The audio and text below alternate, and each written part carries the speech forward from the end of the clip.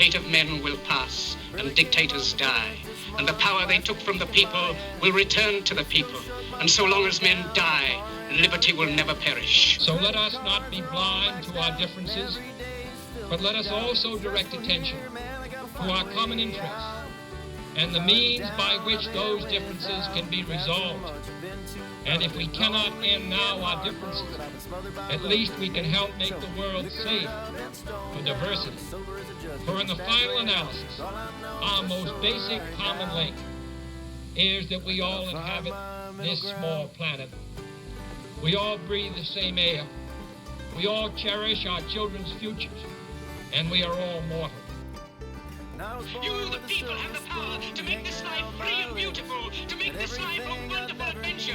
Then in the name of democracy, let us use that power. Let us all unite. Welcome to Unscripted with Daniel, your free, independent news source for Valparaiso and Indiana politics.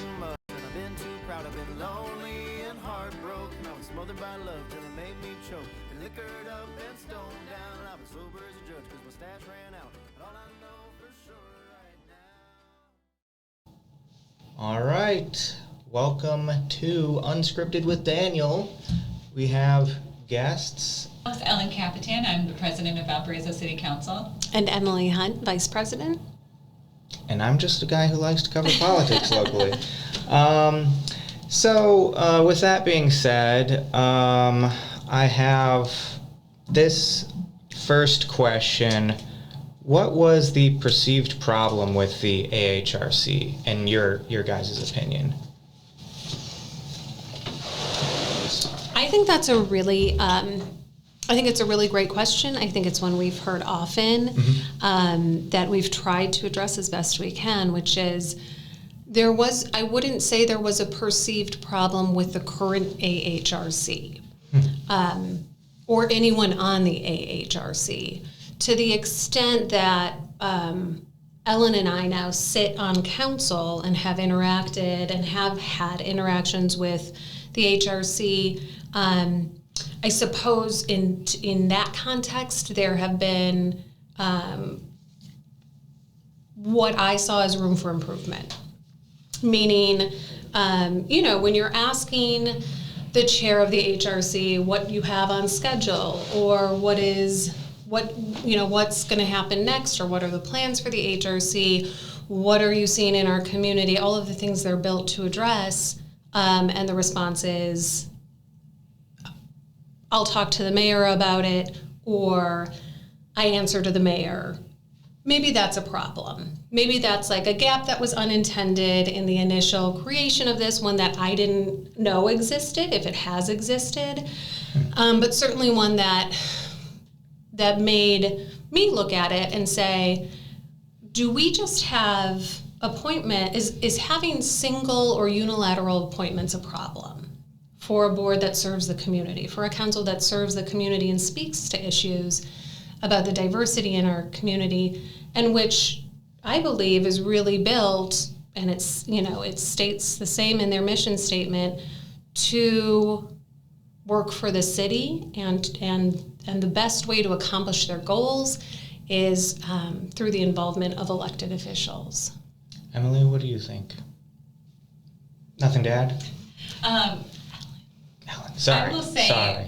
Yeah, it was interesting reading the question on the perceived problem, and I think that itself almost turned into a problem, or it created this space for people to think that we were looking for something that was wrong, when in reality we've spent this time on council, we can see better now how things are working, or as Emily said, where there's room for improvement. And I think that was really the important thing to do with this ordinance. I'm sure we'll talk about it further later on too, but the climate changed a lot since January 1, 2025 as right. well. So with the addition of this new view on what human rights or human relations looks like in our community, or how it's treated in different communities, I think it was really important that we gave it the space to find out where can we improve to ensure that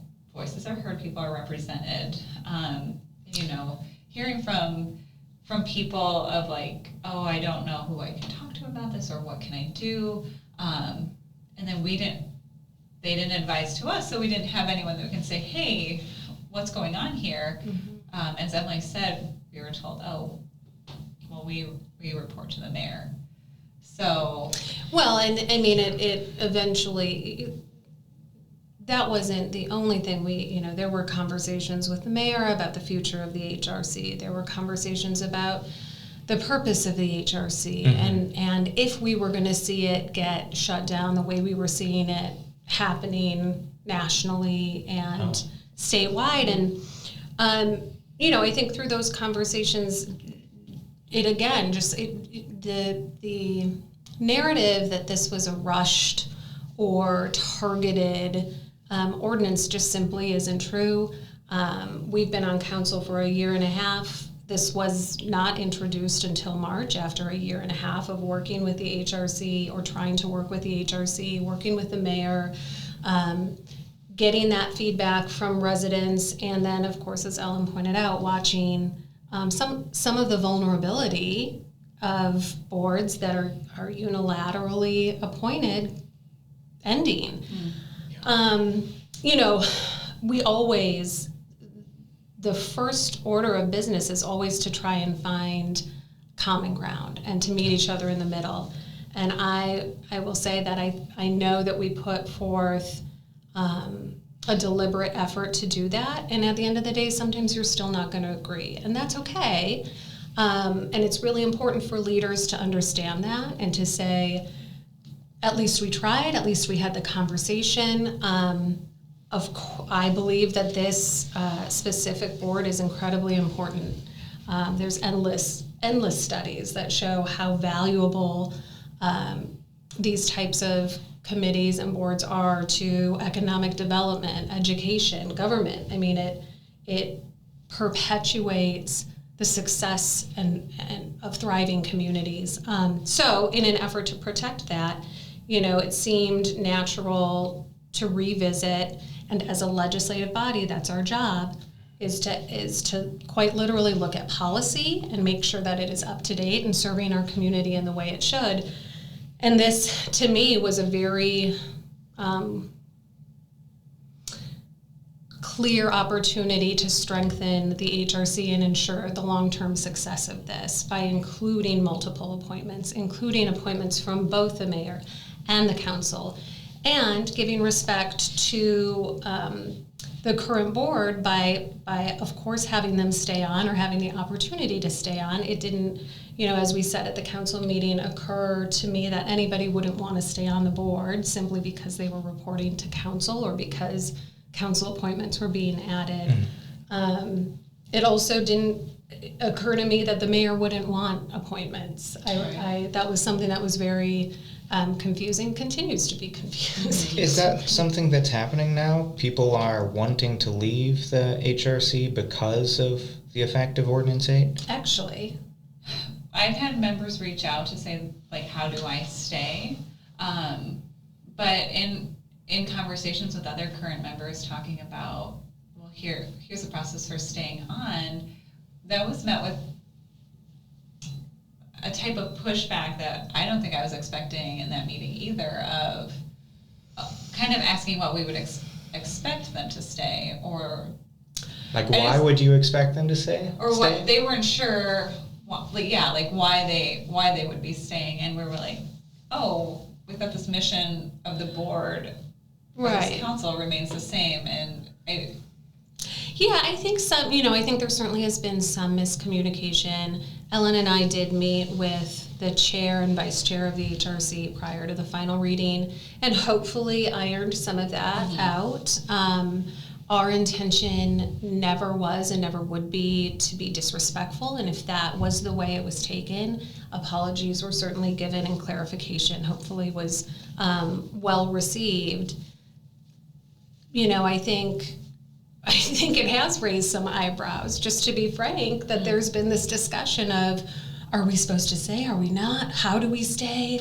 What do the mayor is who appointed us. Well, I'm sure he'll appoint you again. or I'm sure we will. You seemed like a great, Yeah. there's a reason you were appointed. That conversation, I don't know will ever make sense to me completely, but of course in an effort to try and understand any resistance or opposition or hesitation, we had those conversations. We'll see. Yeah, and I want to circle back to one of your other points about as the legislative body, that the AHRC was an ordinance established by council. It was legislatively created. Yes. It is a legislatively created body. In 2008, the mayor created the Human Rights Commission, which was his own, and in 2011, the council codified it. They made it through legislative action, made it a city commission that reports a mayoral committee. I don't know why that happened, and to the extent that it matters today, I don't know that it does. I'm not sure what conversations were had. I'm not sure if that was a condition of the council passing it. I know that it was incredibly important. The mayor gave interviews at the time stating that it was being codified for the purpose of ensuring its long-term success. We evolve as a city, as a species. For it to remain the way it was written 14 years later, I think is hopeful. I think that's always hopeful, but it didn't. There was a clear risk of keeping it as a mayoral board with unilateral mayoral appointments that didn't make sense to me, and certainly it was brought before council. The first time it was brought, there was some hesitation. Democracy is incredibly important to me, and ensuring that everyone voting was voting because they believed in it and felt this was the right thing to do was important. So we tabled it. We went back, had some conversations, and then, I think what ended up being really persuasive was watching the mayor pull the grants that were promised.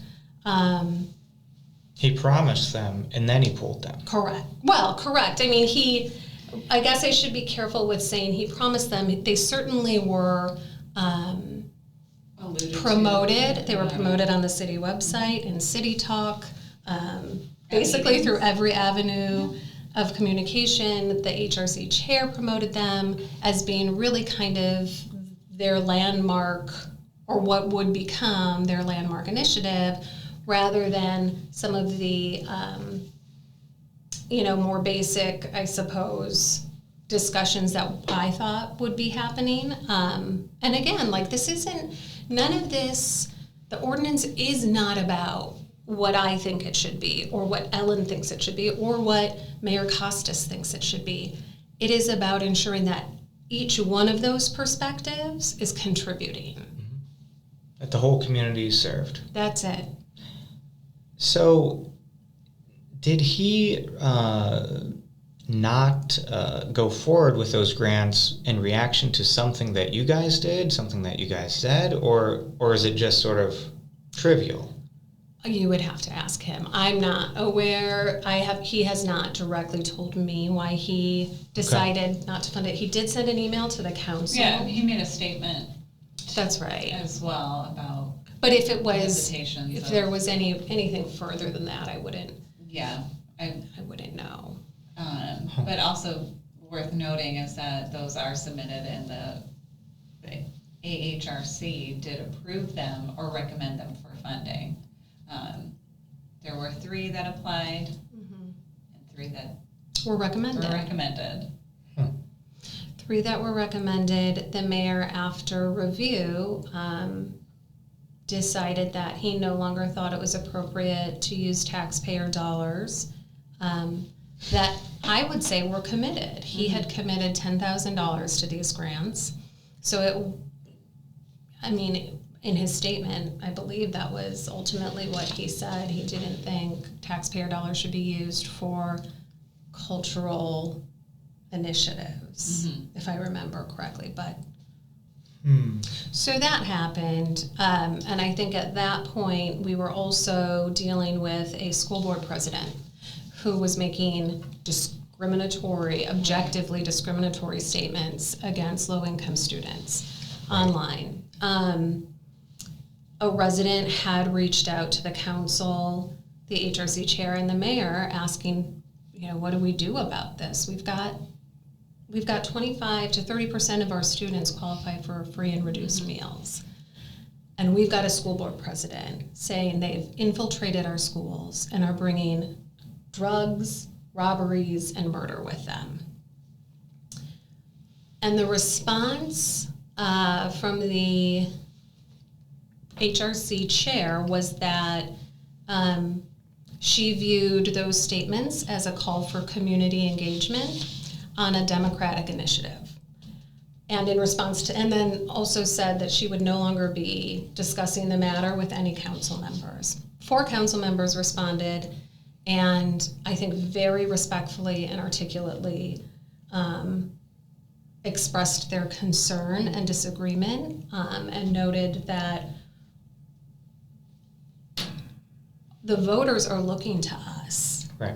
Residents are looking to us, and our children are looking to us. And if we're not standing up and saying that's not okay and that won't be tolerated, certainly not from an official, then who will? Every school board appointee member did not agree with the statements, and they said that publicly. And the AHRC would not do anything about this event? Correct. That's correct. The organization that should be, if any organization, should be doing something about it, some formal statement. Yeah. Yeah. Okay. I think it's important to note, again, that perspective, as much as I disagree with it, is still very important. And that, and that perhaps the entire HRC came to that conclusion. I have to assume that as the chair, she's speaking for the HRC. I have to assume that as the chair, this has been brought to the council and the decision was not to address it. I disagree with the description of it intensely, but that is an important perspective to have. It is incredibly important to surround ourselves with people who disagree with us and who bring different perspectives to the table. And it only reinforced for me the importance of making sure the HRC truly had diverse appointments. And there was no way to do that if only one person is appointing them. It even, to me, just seems like a logistical issue. Everything is funneling through one guy. It just seems like a lot. I think that's a really fair thing to say. Ellen and I did meet with the mayor. I had met with the mayor prior to filing the original ordinance, and we had a productive conversation that, as said, ultimately we ended up disagreeing. And it wasn't unfriendly, it wasn't contentious. It was a good conversation. I sent him a very clear, email prior to filing and said, again, I just want to give you the heads up and the respect that that I am going to move forward and file this. In those conversations, in that initial conversation, not initial, but that final conversation with him, he did say, I said, I'm worried that we're not talking about our differences. I'm worried that we're not going to continue talking about our differences. And the mayor said, I don't want to keep talking about our differences. And I said, to me, it's very important to talk about those because when you don't, they become very scary. If we don't, we don't know everyone, right? At a very basic level, we don't know everyone. So, and everyone is different. So I would think that's where we find our commonality. That's where we find when we look different and we we exercise our faith differently, Yeah. and we love differently, and we do things differently facially. Those can be really disruptive and scary to people. And when you sit down and you talk to them and you continue talking about them, I think very often you find a common place and find out maybe we're not so different. And I think that exists with politicians too. Right. I guess I can understand the idea of not looking at each other's differences in order to have harmony with others. But if we don't understand, what a specific community is facing and talk about, they're facing something that is different. Right. Or in a way that we couldn't imagine because Right. we don't have we didn't get to the same place in the same way. We didn't experience the same setbacks in the same way. That's all really important to have in these conversations where you can celebrate differences while still celebrating our common humanity at the end of the day. Well, and even You'd in think so. making policy. So as legislators, it's even more important for us to understand the differences that are driving the community, the differences within the community, what one person's experience is downtown versus another person's experience downtown. It is imperative to understand those. Another reason why I think a board like this is much better suited for a council advisory board than a mayoral advisory board. The council is the one making policy. The council is the one creating legislation. That's not the mayor's job, despite the civics lesson I was we just going to received. say, We we've had received. multiple civic lessons Yeah. on this, then that's not to diminish. No. The mayor has a huge job. Yeah. And to his point of, I have this many employees, we're doing all, Important. yes, this is very important. Yes. But we want to make sure as the elected officials to represent all of the city that we know what's going on. We know all these perspectives, what these experiences are, so that we can do, as we've been told, our duty, our legislative duty in ensuring that we have considered everything, that we have represented our city to the best of our ability. Yeah. I think that's exactly right. When he says he has all of these employees to look after, what exactly is he saying? Is he saying that the AHRC is for his employees? I was I'm not trying sure to what understand. conclusion to draw when he said that either. Sounds like that's what an HR department is also for, if you need to teach people how to handle situations on your day-to-day job. Right. But I didn't ask a clarifying question during the meeting either. I might ask that. I think it's a great question to ask. I think to expand, even further, this conversation is so important, and much of it, I wouldn't say was not spoken in the meetings, but the meetings had started to devolve into kind of a bizarre finger-pointing. I felt finger-pointing. Right, I feel this really did strike a chord, and maybe, and this is like a personal opinion on it, that it was taken personally or deeply insulting to some people.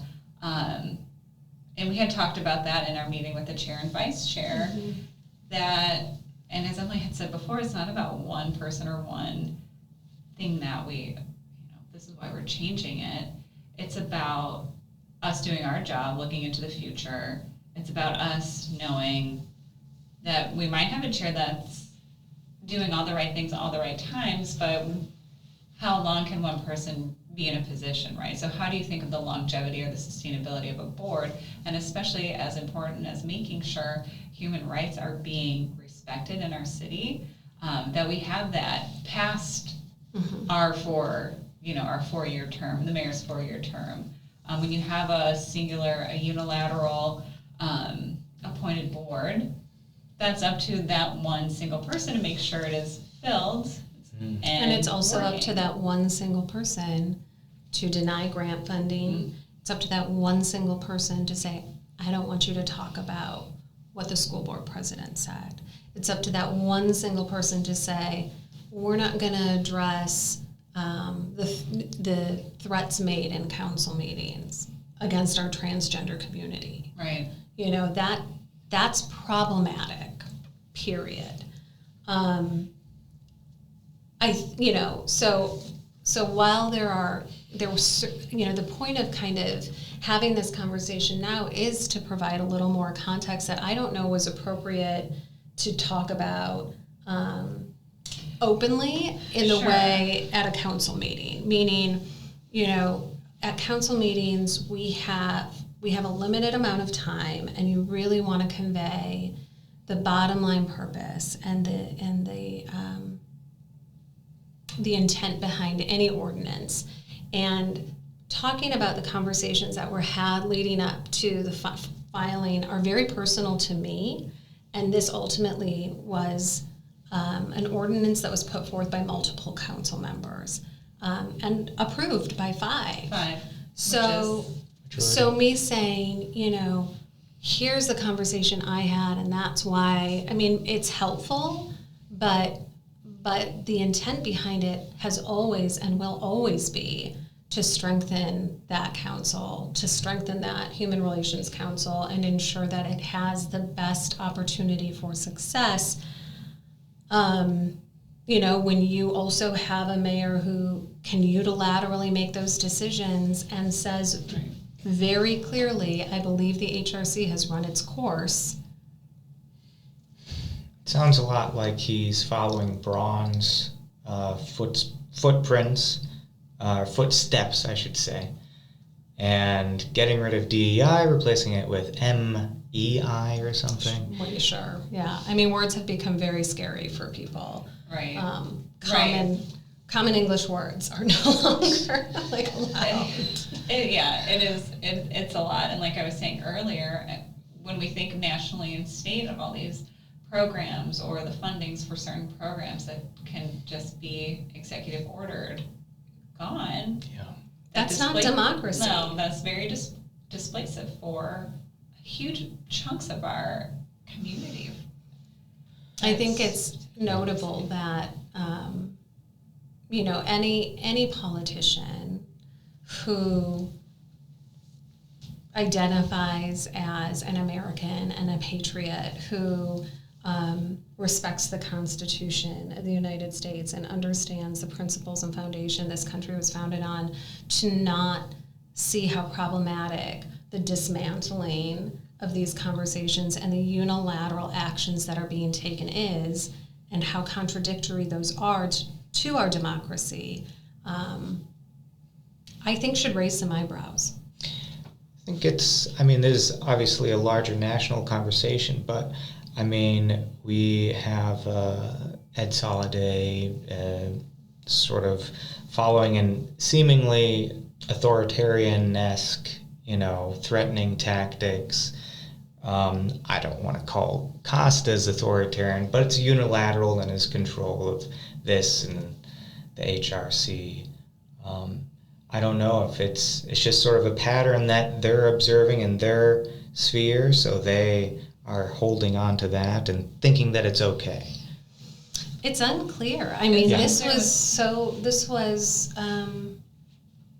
you know, I don't want to say basic in any bad way, but such a basic change and a low risk change that brought in, you know, additional appointments. I won't ever understand it, but I think it's fair to give an update about what's happened. Oh, yeah, before we got here, in the legislative realm, we pass an ordinance. The mayor always has the authority to veto. And so we found out today at 5 p.m. that he has not signed ordinance 8, so therefore it has been vetoed. And we should talk about that. We should talk about the power, how important veto power is. And that we've seen it before this year. And that we have now seen it twice in this year. In this type of context? The mayor also vetoed a resolution we passed regarding SB 1. Can you explain SB 1? Senate Bill 1 is what Governor Braun, how do I say? I know, I feel like sold, we have a couple minutes. he sold it as a property tax relief Yes. bill for seniors Okay. that ultimately would give about $300 on average in property tax relief. It wasn't specifically for seniors, but the way that specific part of the bill would impact seniors the most, it will not help renters. But what it also did was create an incredibly short-sighted problem or a short-sighted solution for a long-term problem, because that bill also took away revenue from municipalities. So we are looking as a city at losing about $6 million. I think it varies between 3 and 6. It was 6, then it was 3, maybe it's 4. We do have attorneys working on it right now to tell us exactly what that impact will be before the budget session, so we can account for that. But the council had been raising questions about SB 1 since its introduction in January or February. It was met with quite a bit of resistance. Ultimately, Councilmember Cotton drafted and proposed and introduced a resolution that said we need more information. And we are urging our state legislators not to pass this without a clear understanding of its impact. And the mayor vetoed it. In your eyes, who is SB 1 for? Who does it actually help? I don't know how to answer that. Right. Again, as it's written, there's the property tax relief. So if you are paying property taxes, you'll see a relief, which could be $300 a year. It could be $100 a year. It's not a lot. It could be nothing. It could be when your nothing. assessments go up and you see none of that relief. Right, because your assessments went up to match that. Right. As Emily said, with renting, that doesn't matter at all. Yeah, but property taxes fund your municipalities. So if you lose money on property taxes, that's great for, maybe that's great for you as an individual at the end of the year, but for your municipality that's working on their budget and has this amount of money every year, it's not great. It's not great. And so you have to look for different streams of revenue. I think some conversations we had in this legislation, there is the added language on local income taxes. Is that correct? So there's new... Municipalities have never had the power to create their own income tax. That always came from the county. And they have capped the county income tax, but now have written in that municipalities can create their own local income tax, which I believe in most cases has to happen to make up for the difference. So, our residents might save $300, but they're going to end up paying an additional tax. It won't be $300, but... Right, we don't have any information but the way this was sold is just simply not what it was or is. And our property taxes also pay for schools. So there will be a lot of... Our schools are impacted as well. Yes, impact on schools. Let's say you have 100 acres. The taxes that you would save are probably a lot greater. Is that true? It'll all depend on... Or it doesn't matter? Yeah, it'll just depend on what you're assessed Because we have circuit breakers, yeah. I think that you only can pay like 1% of your assessment. And you should talk to Holly, our clerk treasurer, or the assessor's office about this. They are very, very well versed in it, and it can get really complex. Yes. But they would be definitely who to talk to. I don't know how far that goes, but I do know we have engaged attorneys to go parcel by parcel in Valparaiso to make sure that we know exactly what this impact is going to be. And so that resolution, the intention was to say, this is happening fast? How, like, Right. how, give us time to address this or find solutions, or do you have other solutions besides just saying you? Simple transparency. Right, And just like informed decision making, Right. like informed votes. When Yeah. your state legislators are blindly voting for something that they don't understand, or your city council members for that matter, anybody, any elected official, there's a problem that should not be happening. Period. yeah. Period. So we did present that, it did pass. 5-2. Yes, and so the resistance from the mayor, as he spoke about it, was, Governor Mike Braun ran on this. This was what he campaigned on, and he won, and this is what... Generally you'll see a veto on things that maybe the mayor would perceive as unrelated to city government. Sure. And that I would tend to agree with. And I think he did try to say he didn't believe this was our issue, but when it directly impacts us, and we know it's going to directly impact us, it is absolutely our issue. It impacts the bottom line of our voters and our residents, our employees, the ripple effect of this, to me, is pretty staggering. I do think Valparaiso is in a good spot. I do think we will be able to navigate our way through it. But a veto under a state statute, generally, the mayor, once an ordinance is passed, or a resolution in Valparaiso, but by state statute, once an ordinance is passed, the mayor has 10 days to sign it, and then it becomes law. And if he chooses to exercise his veto power, he or she generally send out a notification and an explanation of the reasons they are going to veto. And that's good government. Tell us why you're going to do this. Tell us why you are dismissing a majority vote of the legislative body and you are overruling it. Tell us. So that's generally what happens. In this case, there's one other option, which is the mayor doesn't sign it at all, and then it has the effect of a veto. But he has no obligation to list the reasons why he has vetoed it. Also, a transparency issue. So we never got an explanation for the veto of SB1, but we have gotten an explanation for the veto of Ordinance 8. Which notably came in at 5:05 p.m. on the 10th day. So there was little room, actually no room for discussion, no room to understand, no room to talk it through, no room at all. Wow. And the reasons given. Yeah, let's hear that. Right, if you want to pull it up.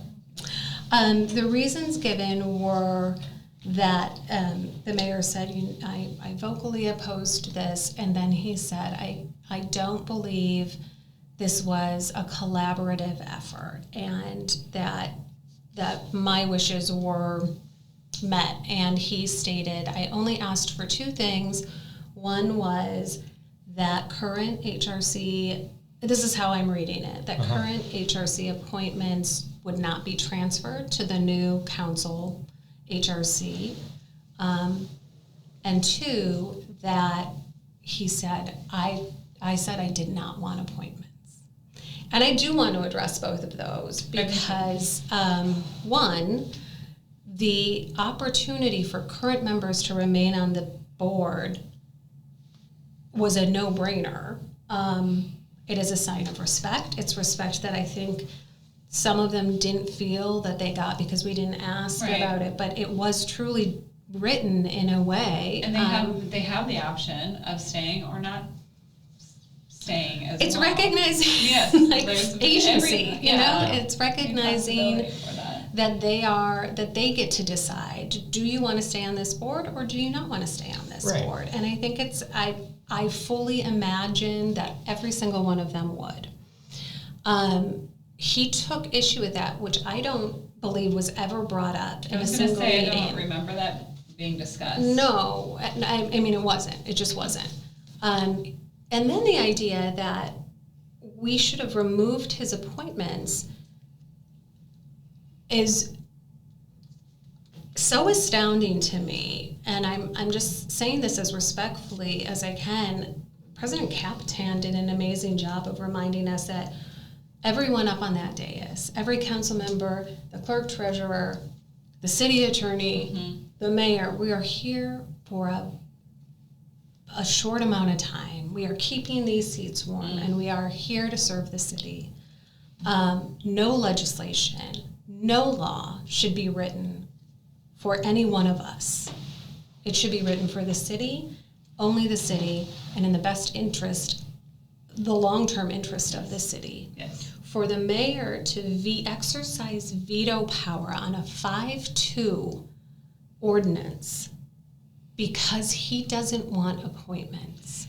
And we did address that in our amendments. That's the other. That's true, is pretty phenomenal. If we just start there, pretty phenomenal. Right. To specify, he didn't want appointments from council members. Is that right? No, he or didn't what? want to make his own. We have it written that he would have 3 appointments to this. Doesn't that seem like a good thing? Seems collaborative to me. It was written to be collaborative. It was written to not be autocratic. Right, and again, to speak to the importance of what this board has the potential to do, of advising, of what, not beyond advising, but being able to have those conversations, and for a mayor to have an appointment, it's kind of an assumption there that you are also speaking with them, that there's no information being withheld then, that you are part of this process too, so that we can legislate and you can lead. And we can work together. And we can work Two together. co-equal branches of government, receiving the same information, drafting policy, making managerial decisions, all of these things. Hypothetically, if he had no appointments, does that mean that he wouldn't have any part in the AHRC? What is that, like, what do you view as his perfect world of how this should have gone? Like, I believe in his perfect world, we would have not done this. I mean, I think that's his perfect world. I think the second best was for us to create a separate HRC, but I addressed that at our last meeting and said, what does that look like? What does a council HRC and a mayoral HRC look like? If we're in a situation like we are now, where you've got a 5-person Democratic majority and a Republican mayor, and by all accounts, we know how to work together, but we have different ideas of what should happen, then what happens? Mm-hmm. One comes here, one goes there. You're exacerbating the division that this board is meant to prevent or address. I mean, you truly are, what message does that send our voters? We can't work together. We can't figure this out. We can't work together on something as important as ensuring that human rights are being respected in our city. it's too political. You know? It is for some people. Yeah. It is for some people. For those listening on the radio, I'm saying that sarcastically. So, I think at this point,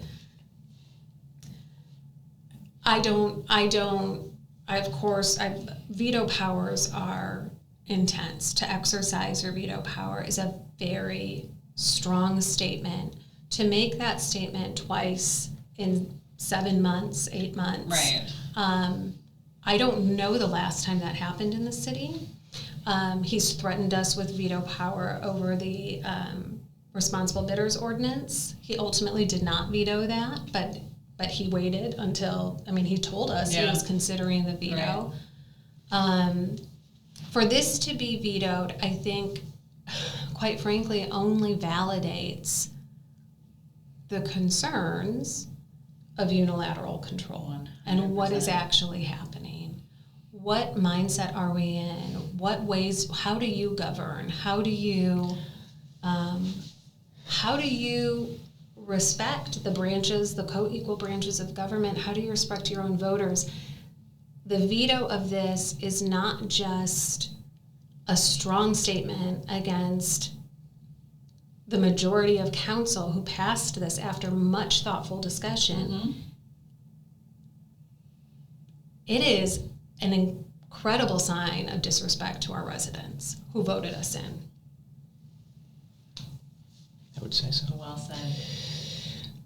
The last question was, are you hopeful for the future of the AHRC? Always. Well, yeah, I mean, it's good to have Always. hope.